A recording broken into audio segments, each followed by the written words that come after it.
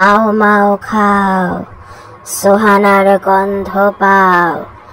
এই সোহানা, আমি লালটু ভূত এসে গেছি। সোহানা, কেমন আছো তুমি? সোহানা, ভালো আছো তো? তুমি কেন খেতে চাও না সোহানা, বলো তো? পড়াশোনাও করতে চাও না?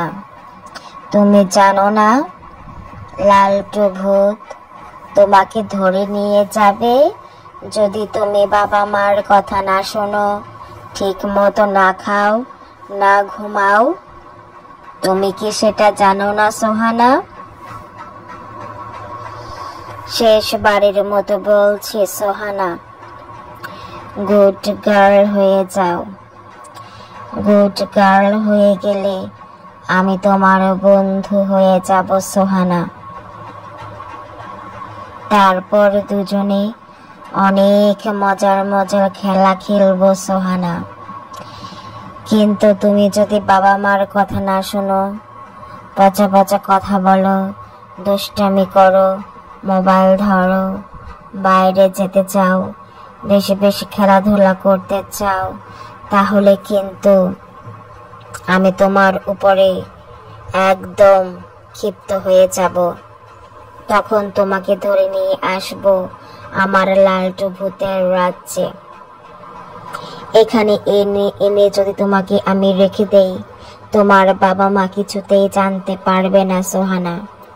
তারা শুধু বলবে, লালটু ভূত, ও লালটু ভূত, আমাদের সোহানাকে কোথায় নিয়ে গেছো? কিন্তু আমি কিছুতেই বলবো না সোহানাকে কোথায় নিয়ে গেছি। তখন তোমার কেমন লাগবে সোহানা? তুমি কখনোই তোমার বাবা মাকে আর দেখতে পাবে না। সেটা কি তোমার জন্য ভালো হবে? যদি তুমি এটাই চাও, তাহলে ইচ্ছা মতো দুষ্টুমি করতে থাকো সোহানা। আর যদি না চাও, তাহলে আজকে থেকে গুড গার্ল হয়ে যাও। বাবা মার কথা শুনে চলো, ঠিক মতো খাও, পড়াশোনা করো।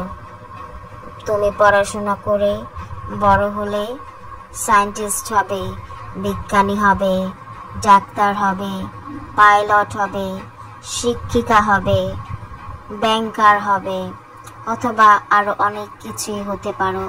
ভালো ভালো ব্যবসাও করতে পারো, যাতে করে মানুষের উপকার হয়।